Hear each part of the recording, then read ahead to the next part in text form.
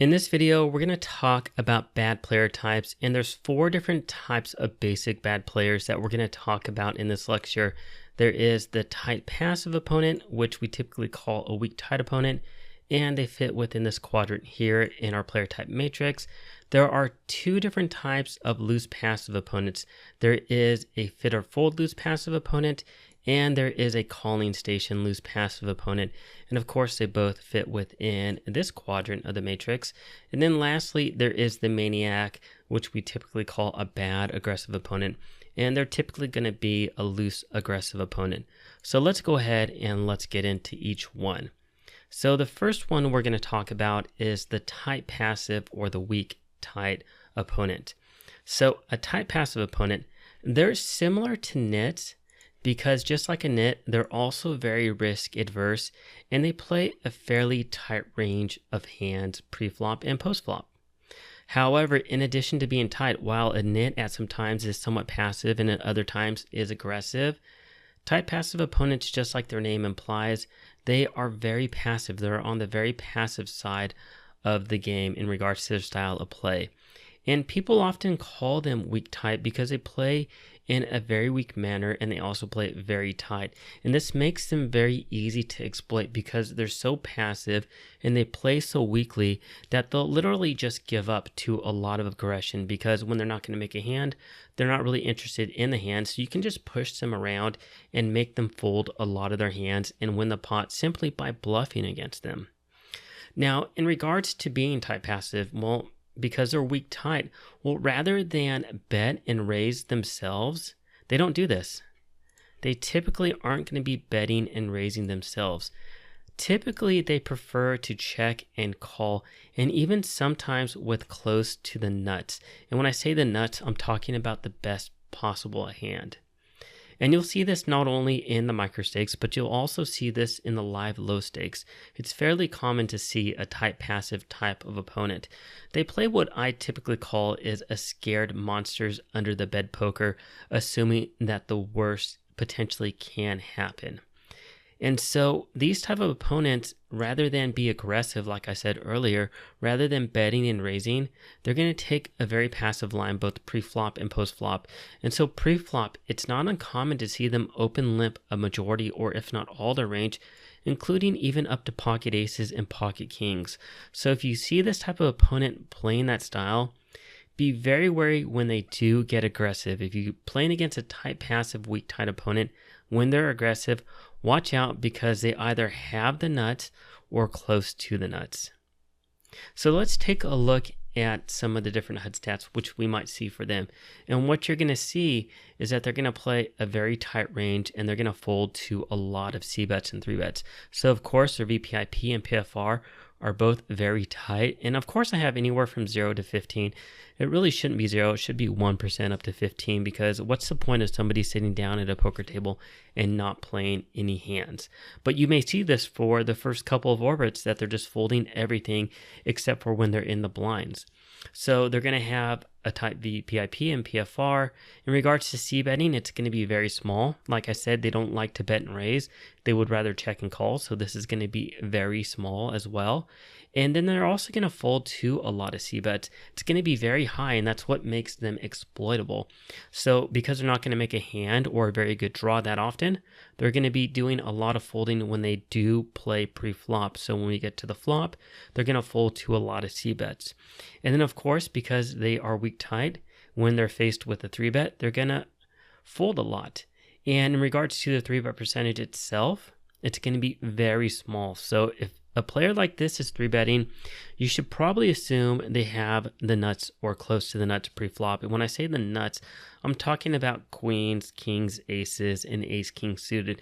They're not going to be 3 betting things like pocket tens, pocket jacks, ace jack suited, something like ace 5 suited or 8-7 suited as a bluff. They're just going to be 3 betting very strong hands, and then when faced with the 3 bet, they're going to fold a lot. So here's an example of some potential VPIP/PFR stats. For a 6-max game, it may be something like a 15/5, and for a full ring game, it may be something like an 8-4. And in regards to these stats, as you get into the later sections of this course where I'm doing live play demonstrations, you're going to see where this comes into play. All right, so that is the tight, passive, or weak type of a bad player. Now let's talk about the first type of a loose passive opponent. So remember, there is the fit or fold loose passive opponent, and there's the calling station. So what you're going to find is, for the most part, they're very similar, but there's one big difference. And we talked about fit or fold earlier in this section, where we said fit or fold means they play straight forward. If they have a made hand or a very strong draw, they're going to play it. But if they don't, they're just going to give up. So they play straight forward. In a calling station, like its name implies, well, they're a calling station. They do not like to fold. So that's the biggest difference. So a loose passive opponent is really going to be your stereotypical type of a bad player that you're going to encounter at the micro stakes. So when you're playing for $2 or $5 or $10 or $4 or whatever the buy-in is, the micro stakes where you're playing, a lot of people are going to be what we call fun recreational players. They're going to play for fun. They really don't know what they're doing. They don't have a decent strategy in place, but they're there to have fun, and they're not going to be overly aggressive. A majority of them aren't. So they're going to like to see a lot of hands, but they're going to do so in a passive manner. So as their name indicates, they're quite loose, and they're very passive with their playing style. So because they're passive, well, they're going to be limping a lot pre-flop. So they love to limp pre-flop to try to see a flop for as cheap as possible. And when I'm talking about seeing a lot of flops, we look at the VPIP here. It can be even up as high as 100%. And it's not uncommon to see it in the high 30s, 40s, or even 50s with some of these loose passive opponents. So they could be limping in any ace. It doesn't matter if it's suited or unsuited. Maybe any king, as weak as maybe a king deuce offsuit. So they really don't care. They just want to see a flop. They're there to have fun. They're there to gamble. And they're not going to be aggressive because that's really just not the way that they play. Now, however, when they are aggressive, be very wary.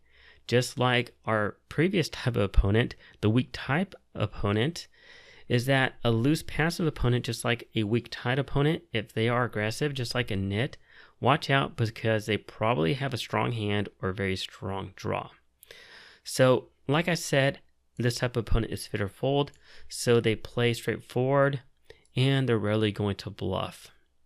But just like a nit, remember, if they are betting or they're raising, watch out because this type of opponent in general, the loose passive, fit or fold, the loose passive calling station, the weak tight type of opponent or nit, all those combined, they're really not the type of player that's going to be bluffing or semi-bluffing that often. So just watch out when they are. Okay, so let's take a look at this type of opponent's HUD stats. Let me get rid of all this highlighting. So like I said, the VPIP is typically going to be fairly loose. And I put the minimum at 36 up to 100%. So like I said, it could be all over the board. If you see somebody that has VPIP in the high 30s all the way up to close to 100%, well then odds are they're probably loose passive if their PFR is low. And we'll talk about, well, what if their PFR is high? We'll talk about that on the next slide, actually in a couple slides when we talk about maniacs. So because they are passive, their PFR, their pre-flop raise, is going to be fairly low. And their c-bet's going to be low as well because, again, they are passive. They're not going to be c-betting that often. They're going to be checking and calling as well unless they have a strong hand. And because they play straightforward, because they are fit or fold, they're going to fold to a lot of c-bets. So when they don't make a hand, when they only have a weak draw, they'll fold. And then their 3-bet's going to be very small as well. Just like our weak type of opponent, it's also going to be a very small 3-bet percentage for our loose passive opponent. And then they're also going to be folding to a lot of 3-bets because they're going to be limping in a lot, or somebody's going to raise, they're going to call a raise. And when faced with the 3-bet, they're just going to go ahead and fold because a lot of the times they are trying to see a flop for cheap with a really weak hand that can't profitably call a 3-bet. So here's some examples of their VPIP/PFR stats. A 38/5 for 6 max game, and a 32/4 for full ring game. Now let's take a look at the calling station. And the first thing that I want to point out is that the VPIP/PFR stats are going to be very similar. You can't tell the difference by looking at the VPIP and PFR. You actually have to look at their fold to c-bet stats, because while a fit or fold loose passive opponent is going to be folding to a lot of c-bets, a calling station, well, they hate to fold. Well, they're not. So they're going to have a very low percentage of folding to c-bets. And same thing for fold to 3-bets. It's also going to be on the lower side as well. And that's really the biggest difference, is that a calling station hates to fold. And here's the thing, just like our fit or fold loose passive opponent, they love to limp in and see a lot of flops, but they're not going to fold to aggression that often. And this makes them very hard to bluff. And here's one of the big kickers, is that I have students that struggle with this, is that I have some students that tend to be on the more aggressive side, and they love to semi-bluff and bluff. And what happens is, if you are trying to do this against a calling station, you're just going to spew off a lot of chips, because they're going to call your bets, they're going to call your raises, they're going to call your read raises with a very broad range of hands. And sometimes it could be as weak as an ace high type of a hand, or calling you down to the river with bottom pair. And if you're bluffing with complete air, and when I say complete air, meaning you have nothing and you can't beat ace high, then you're just going to spew off chips to this type of opponent. And that's not the way to play against a calling station. Against a calling station, don't bluff. You don't want to bluff. That's a bad strategy. Instead, you want to exploit their tendencies to not want to fold. So when you have a strong value hand, or even a medium strength value hand, you're playing against a calling station, bet, bet, bet, and bet, and extract as much value as you can out of them. So that's the calling station. And just like the loose passive fit or fold, remember, when this type of opponent becomes aggressive, watch out, because they probably have a very strong hand or a very strong draw. All right, so that is the loose passive calling station. In regards to the HUD stats, we don't have to cover the other ones because they're pretty much the exact same as the loose passive fit or fold. The only difference is a fold to c-bet and fold to 3-bet, because they hate to fold.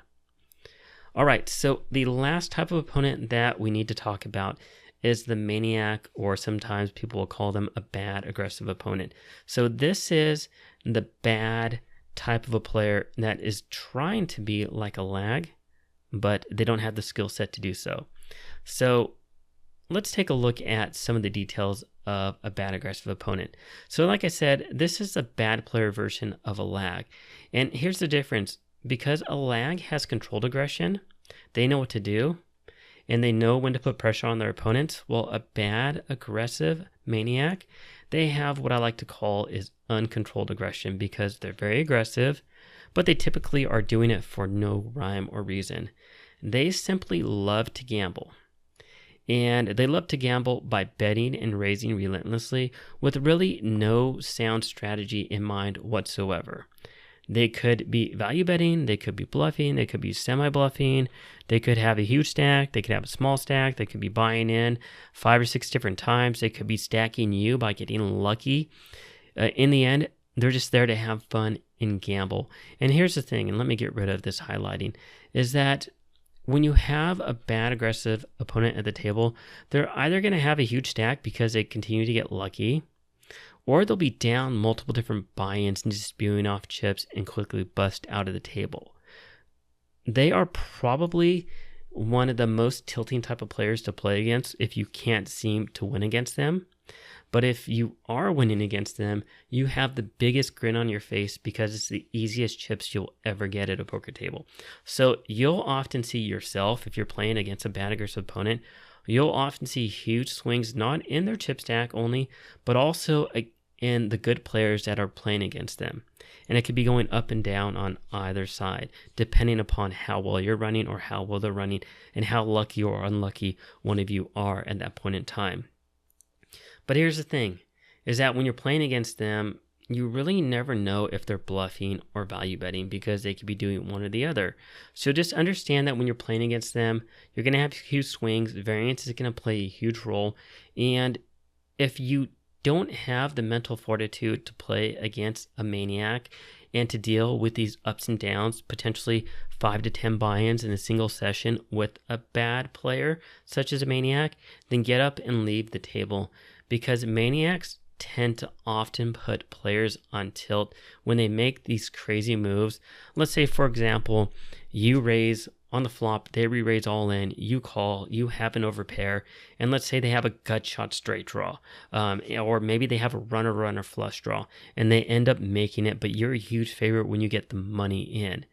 Well, if you don't understand that you were a huge favorite and getting all in was a great play on your end, if that tilted you, then you probably just need to get up from the table, walk away, and find another table to play at. A lot of people just don't understand that the short-term results really don't matter. But if you played this opponent, let's say 20,000 hands heads up, and they play that same way, and you got in as being a huge favorite, in the end, you're going to make a lot of money, and they're going to lose a lot of money. So that's the Maniac. That's the bad aggressive opponent, and you're going to be able to easily identify them at the table. So with their VPIP and PFR, they're going to have a very loose range, anywhere from 36% up to 100%. And so just like a loose passive opponent, they're going to have a high VPIP, but their PFR is going to be loose as well. And this may be similar to a Lag's HUD stats for the VPIP and PFR, but typically they're going to be higher with a Maniac.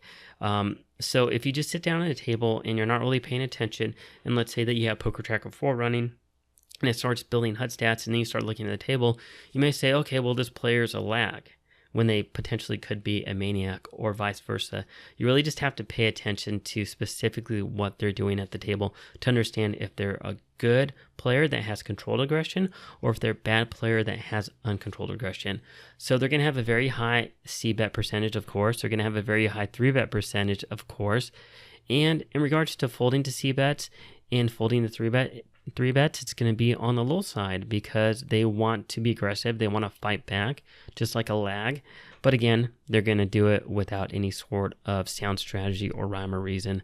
So again, it's going to be very similar to with what you might see for a Lag, but typically going to be a bit higher in certain instances with the Maniac. So anyways, that concludes our introduction to bad player types. In summary, we've talked about good player types and bad player types and just did a basic introduction. So like I said, I recommend printing out these presentations so you have these as a reference guide as you progress through the course, and as you start playing on your own and you start utilizing HUD stats, you can better understand what type of a player that you're playing against. So if you have any questions, please let me know. If not, thanks for watching, and I'll see you at the next video.